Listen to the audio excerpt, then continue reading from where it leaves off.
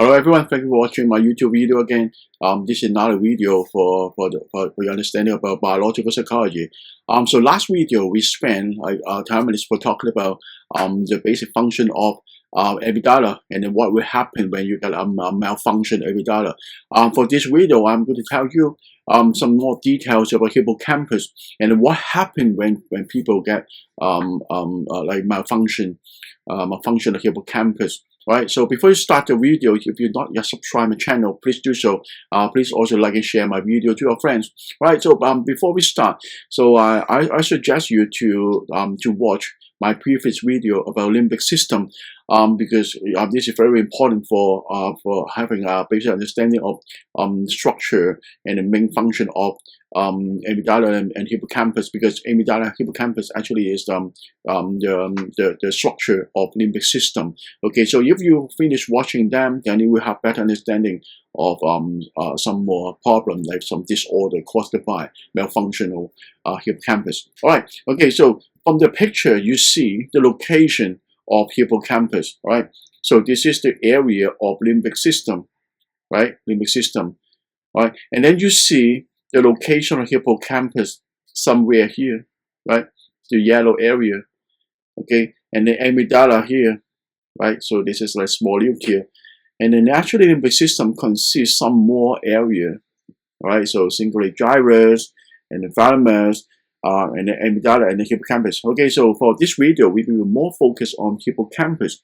Hippocampus is a structure very necessary for improving or maintaining your ability to remember things. So anyway, when we talk about hippocampus, we talk about memory, right? So last video I told you remember, like talk about amygdala, talk about emotion. When talk about hippocampus, we talk about memory, right? So then you have a basic understanding. So whenever you try to learn some new things, for example, you are now watching this video, you want to keep in your mind hippocampus for memory, hippocampus for memory. So you have to say thank you to your hippocampus, because your hippocampus tell you a lot. So even without your awareness, okay. So then you can imagine when someone have like deteriorate, for example, very large scale deterioration of hippocampus, then what would happen? For example, some old people. Okay, so you see the function of hippocampus will be short and long term memory. Okay, short term memory means you have to keep some information for like a few minutes.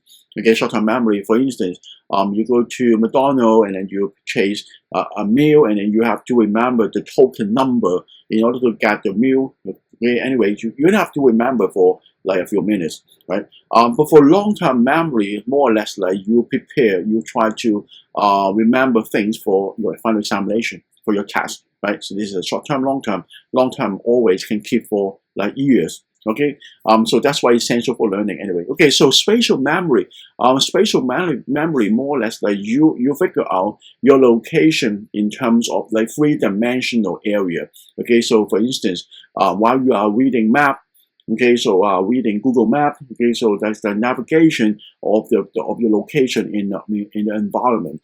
Okay, so for example, when you close your eyes, so whether or not you can imagine like a rotation of a symbol, rotation of like a flat rotation of a flower, like a 90-degree rotation. Okay, so you're using your spatial memory. Okay, so why this is necessary to know the function of hippocampus?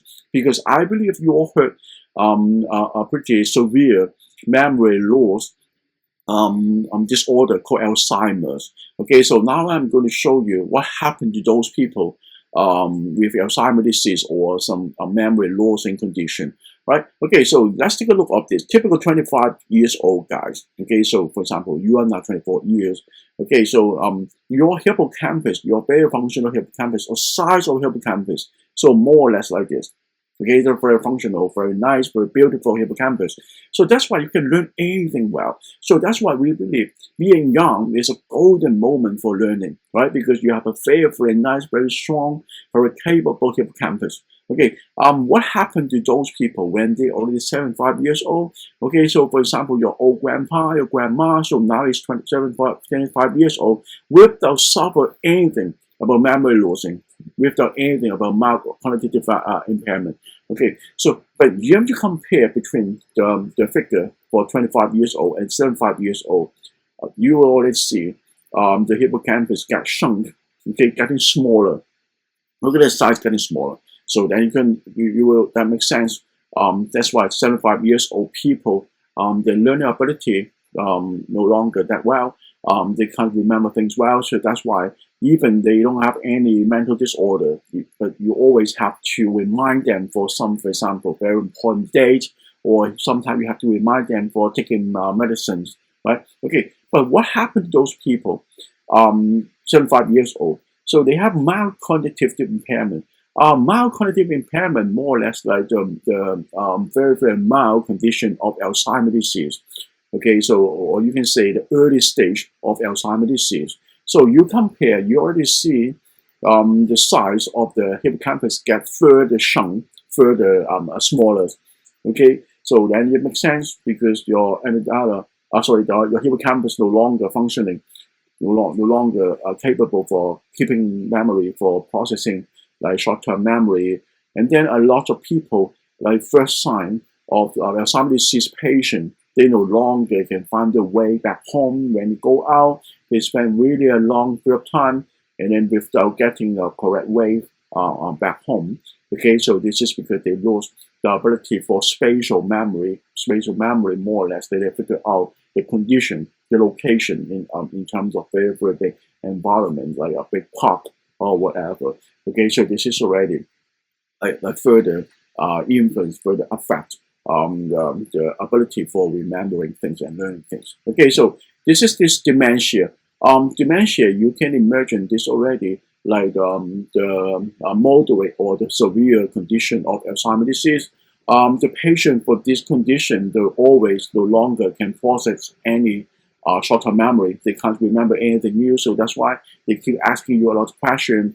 And then, but finally, they even no longer can recognize from very, very familiar face. For example, the face of the wife, the face of the family members. Why? Because the hippocampus get further deteriorate, getting very, very small, very relaxed, very weak. And then you will see everywhere of the brain structure get further shrunk. Okay, so that's why the size, the mass area getting less and lesser, the human being brain. So that's why you can imagine people with Alzheimer's disease at the final stage, so they no longer can act like conscious humans. They can't process new information, they can't figure out the location, but they even don't remember anything like in the life. For example, like long-term memory retrieval will be most tough job for them. Okay, so that's why when having Alzheimer's disease, you can expect the person will be like keep deteriorating, and then further the final stage would be losing all ability to learn, losing all ability of a memory. All right, okay, thanks very much. See you next time.